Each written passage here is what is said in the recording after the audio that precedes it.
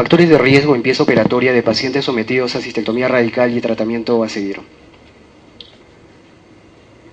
Primero, empezaremos de dos conceptos. ¿A qué paciente le vamos a realizar cistectomía radical, ¿no? Probablemente o seguramente estos pacientes sometidos a cistectomía radical han sido pacientes que han tenido diagnósticos T2 a T4A con ganglios negativos y estudios para extensión de esta enfermedad, metástasis negativos, cáncer no músculo invasivo de alto riesgo, pacientes que han tenido fallas ABCG, pacientes que han sido sometidos a este procedimiento por paliación, de repente por sangrado, tal vez porque la capacidad vesical era mínima. Y también podríamos incluir acá aquellos tipos histológicos que son de carcinomas no células transicionales, como epidermoides. Y otro concepto básico es que si bien es cierto la cistectomía radical es el estándar de oro en tratamiento, en términos generales solo nos ofrece una sobrevida a 5 años de 50%. ¿Qué es lo que debemos pedirle al patólogo? ¿Qué nos debe informar el patólogo? El patólogo nos tiene que hablar, muy aparte del tipo histológico, la profundidad de la lesión, el T. Nos debe hablar de los márgenes quirúrgicos, nos debe hablar del subtipo histológico, información en cuanto a los ganglios, y otros factores como por ejemplo la infiltración vascular, la infiltración perineural y la misma próstata en el caso de varones. Si hablamos uno por uno desarrollándolos, hablemos ahora específicamente de los carcinomas uroteliales, profundidad de la lesión. Podemos ver acá en la parte superior derecha dos esquemitas en cuanto a lo que es profundidad.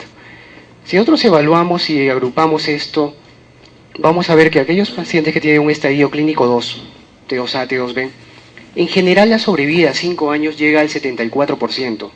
Estadios clínicos 3, dependiendo de si son T3A, T3B o T4A, T3 en promedio 52%, T4A 36% de sobrevida, y en los estadios clínicos 4 menos de 20% de sobrevida. Siguiente. Ahora, si hablamos de márgenes patológicos, márgenes quirúrgicos, viendo las diferentes revisiones, en promedio informan de 2 a 10% de márgenes positivos posterior a una cistectomía radical.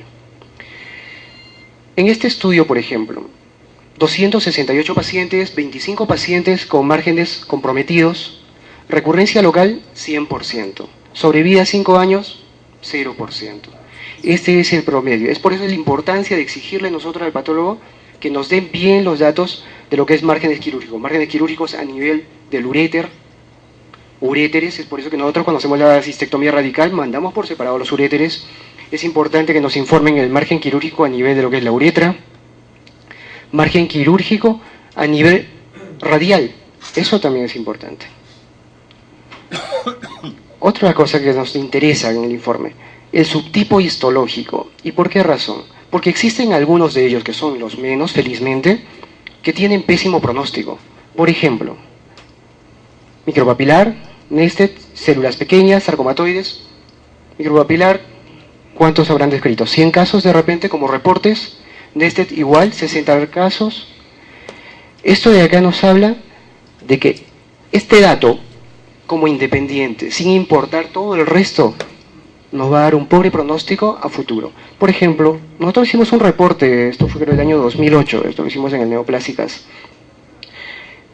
Encontramos un paciente de 64 años de edad, paciente que fue sometido a una cistectomía radical, y nos informaron que tenía un carcinoma micropapilar de vejiga.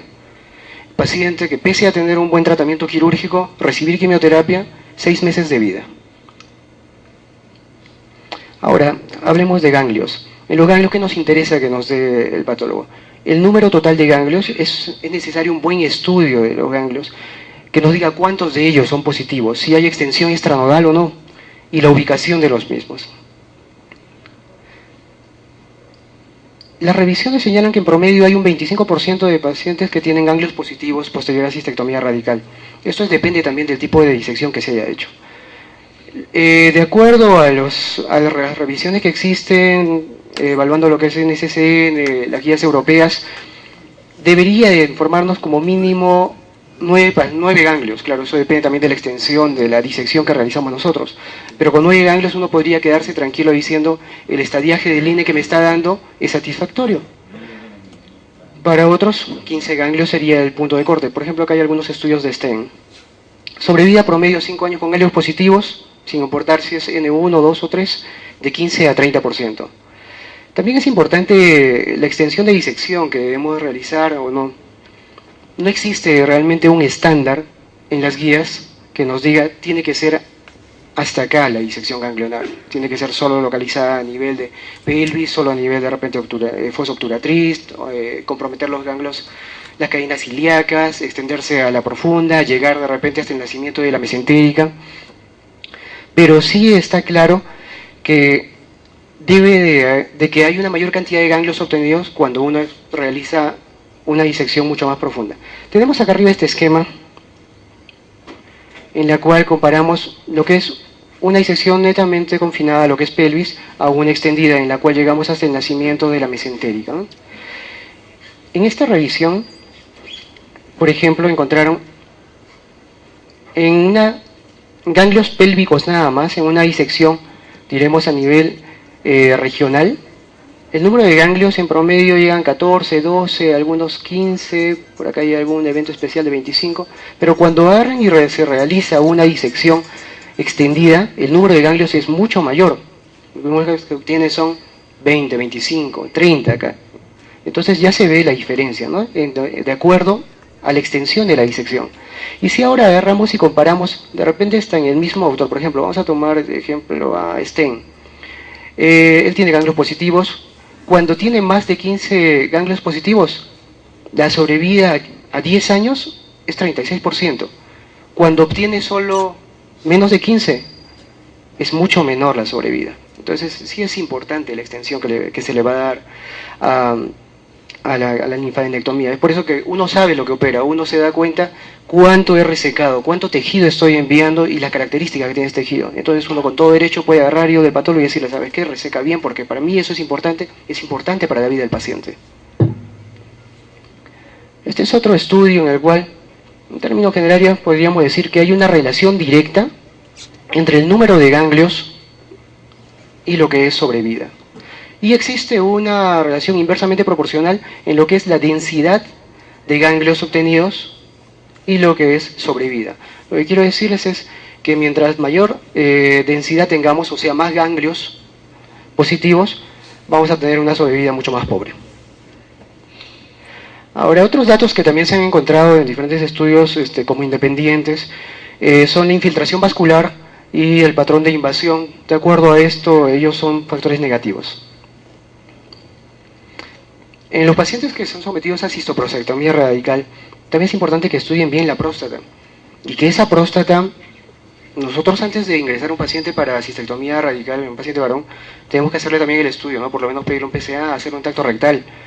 Porque se ha encontrado de que aproximadamente de 25 a 46% de los pacientes sometidos a este procedimiento tienen cáncer. Es un cáncer que probablemente no ha dado síntomas. En otra revisión, como es la que se presenta en la parte inferior, 29.3% de los pacientes, haciendo una revisión acá de todos estos autores, se encontró que había cáncer en la próstata, que iban desde 4% hasta 60%. El manejo al final de este cáncer de próstata va a ser igual que un cáncer común agregado. Por supuesto que quien lleva acá, diremos, la batuta en cuanto a lo que es manejo es el cáncer de vejiga, ¿no? Por el pronóstico. Ahora, en cuanto a lo que es estudios, lo que se está viendo, lo que se está haciendo en biología molecular, se han encontrado dos vías en cuanto a lo que es la transformación de este tejido normal, del urotelio normal, a lo que es cáncer.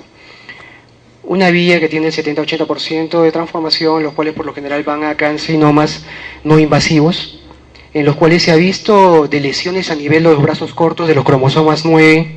De estos pacientes, 70% aproximadamente hacen recurrencias, y de estos un 15% en los cuales se ha visto alteraciones sobre expresión a nivel de lo que es genes a nivel de P53, a nivel de RB, y de lesiones a nivel de cromosoma corto, el brazo corto de cromosoma 8, brazo corto de cromosoma 11, 13, 14, van al final a un tumor invasivo.